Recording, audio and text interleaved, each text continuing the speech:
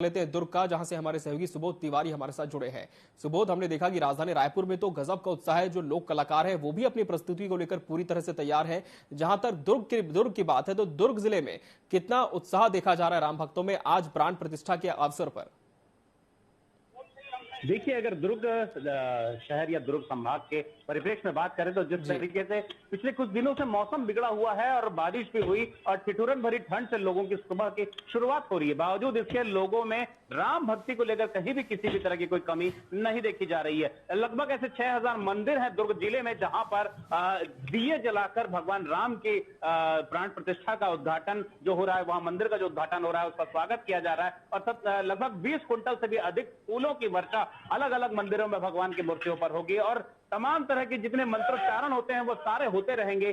भगवान श्री हनुमान जी की उपासना होती रहेगी। सुंदरकांड का पाठ लगातार हर मंदिरों, हर मठों पे हो रहा है, हर पूजा के स्थलों पे हो रहा है। बात करें अगर मंदिरों के तो खासकर जहां मैं खड़ा हूं, यह मैत्री नगर भिलाई का वह हनुमान मंदिर है, जहां पर लगातार हर बार, हर साल, हर रोज किसी न किसी तरह के नए उपक्रम होते रहते हैं। पूजा पाठ की नई विधि प्रक्रिया अपनाई जाती रही है। यहाँ मंदिर समिति के लोग भी लगातार इस तरह से भक्तों को जोड़कर रखते हैं कि कहीं भी किसी भी तरह के सनातनी धर्म को मानने वालों को भगवान भजन में किसी तरह की कमी महसूस ना हो। इस बारे में बात करने के लिए मेरे साथ मौजूद हैं इसी मंदिर समिति के वो तमाम पदाधिकारी जो मेरे साथ खड़े हैं। और यह मंदिर का वो पूरा प्रांगण है जहां इस तरह की पूरी तैयारी चल रही है। और एक तरफ अगर मैं दिखाना चाहूं तो जैसा कि यहाँ पर भंडारे की तैयारी चल रही है, जो पीछे अगर आप देखें तो यहाँ भंडारे का निर्माण किया जा रहा है। वहां जो राम भक्त, हनुमान भक्त हैं, सभी लगे हुए हैं और तरह तरह के व्यंजन, अगर केवल भोग में खिचड़ी की बात करेंगे तो कमी हो जाएगी। पूड़ी भी है, सब्जी भी है, हलवा भी है, खीर भी है और तमाम तरह के मेवा मिष्ठान भी यहाँ पे चढ़ाए जाएंगे। बात करेंगे सबसे पहले यहाँ पर पांडे जी से। जी, सबसे पहले तो आपका स्वागत है टीवी 24 के इस मंच पर। स्वागत है आपका टीवी 24 के इस मंच पर।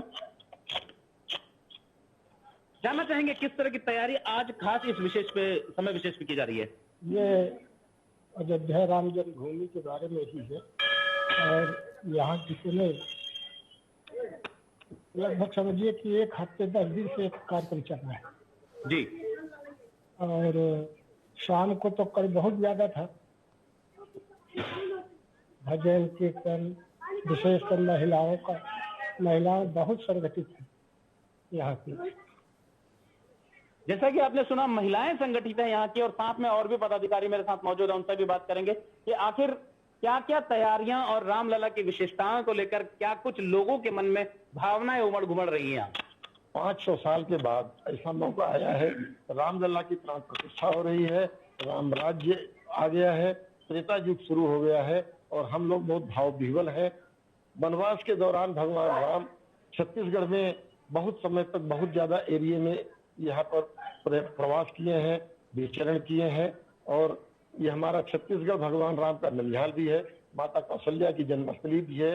हम लोग बहुत भाव विह्वल हैं और 1 हफ्ते से यहाँ पर पूरी व्यवस्थाएं चल रही हैं। आज पूरा भंडारा, हनुमान चालीसा, रामचरितमानस का पाठ, भजन मंडली, राम ये सारी की व्यवस्थाएं हो रही हैं। सब कुछ लगातार चलती रहेंगी। अभी तो ये शुरू हुआ है, अब बिल्कुल समझिए त्रेता युग का आयाम है, त्रेता युग का आगमन है। बिल्कुल राम राज्य शुरू हो गया है। जय हो। बिल्कुल मोदी जी और योगी जी के रहते ये बिल्कुल तो राम राज आ जाएगा। जय श्री राम। जैसा कि आपने सुना कि कलयुग में त्रेता युग का शुभागमन हो चुका है, क्योंकि भगवान राम के अयोध्या में भगवान राम के मंदिर की प्राण प्रतिष्ठा और उद्घाटन का जो माहौल बना है वो केवल भारत देश ही नहीं बल्कि पूरे विश्व में देखा जा रहा है। और विश्व में जहां भी भगवान राम के मंदिर है, भगवान हनुमान जी का मंदिर है, वहां भी इस तरह की तैयारी चल रही है। क्या कहना चाहेंगे सुंदरकांड को लेकर? खासकर जब भगवान रामलला पैदा हुए थे तो उस समय अयोध्या की क्या स्थिति रही होगी, क्या मनोहारम दृश्य रहा होगा और उससे रिलेटेड अगर भिलाई को जोड़े तो कैसा क्या किस तरह से बताएंगे? राम विग्रहवान धर्म, राम स्वयं विग्रहवान धर्म है। रामचरितमानस में तुलसी ने कहा, अवधपुरी प्रभु आवत जानी, भई सकल शोभा के खानी। आज तो अपना हिंदुस्तान ही नहीं, समग्र धरती राम में दिख रही है, धर्म में दिख रही है। और इसमें हमारा राजा, यथा राजा तथा प्रजा, राजा की जो सद्बुद्धि है, तपस्या है, कर्म है, वो इस देश में धर्म की स्थापना कर रहा है। आज सही मायनों में ऐसा लग रहा है कि राम का वनवास आज पूरा हुआ है। आज अपने घर में वापस आ रहे हैं सारा भारत ऐसा ही महसूस कर रहा है कि भगवान श्री राम दशरथ के आंगन में घुटनों के बल खेल रहे हैं, चल रहे हैं, और उसी हर्षोल्लास के साथ पूरा देश जो है झूम रहा है। आज सनातन की विजय है, शंखनाद चारों ओर धर्म का है, राम की जय जयकार हो रही है, जन जन आह्लादित है। इसके आगे राम न सकहि राम गुण गाई, राम आज होते तो देखते कि ये सैलाब जो विश्वव्यापी है, ये अपने अयोध्या की सीमाओं से निकल करके संसार भर में ये रामधुन जो चल रही है, गाई जा रही है। इसके लिए प्रभु राम को अनंत बार वंदन, छत्तीसगढ़ की माटी को वंदन, जहाँ भगवान श्री राम इतने दिन गुजारे हैं।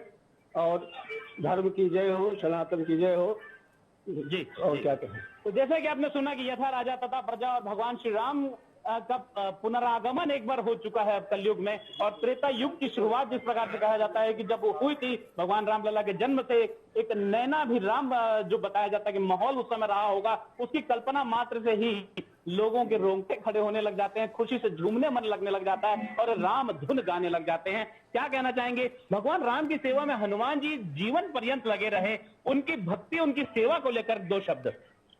हनुमान जी तो उनके रामचंद्र जी के परम भक्त थे, और जहां भी भगवान राम को जरूरत पड़ी हनुमान जी ने पूरा साथ दिया, तन मन धन, और क्या कहूं, मतलब पूरा समर्पण कर दिया। हमारे भगवान राम अयोध्या में विराजमान हो रहे हैं, लेकिन हमको ऐसा लग रहा है कि भगवान राम कण कण में है, और ये यथा उचित सही भी है कि भगवान राम कण कण में है। पूरे देश में की बात तो छोड़िए, पूरे विश्व में भगवान राम के जहां जहां मंदिर है, या जो भी शिव जी के, हनुमान जी के मंदिर है, सब जगह भगवान राम एक तरह से स्थापित हो रहे हैं। तो ये मेरे को बहुत अच्छा लग रहा है। इसके लिए मेरे पास शब्द नहीं है, अब मैं क्या बोलूं, मेरे को बहुत ही अच्छा लग रहा है। और एक चीज और है कि मेरे को तो ऐसा लगता है कि मैंने पूरा विश्व जो है वो राममय हो गया है, और इसका श्रेय हमारे जो सनातनी लोग हैं उनको जाता है, और ये सनातन धर्म को इसी तरह से आगे बढ़ाते रहेंगे। और हम लोग भी क्या बोलना चाहिए, शपथ लें या प्रतिज्ञा करें, जो भी करें, कि हम सब लोगों को सनातन धर्म के लिए और अपने आप को समर्पित करना है। हमारे वो बड़े किस्मत वाले लोग थे जो कार सेवक में वहाँ शहीद हो गए, और जो शहीद हुए हम लोग तो वहाँ जा नहीं पाए, लेकिन हमारी पूरी परम इच्छा थी कि हम भगवान राम के वहाँ जाएं।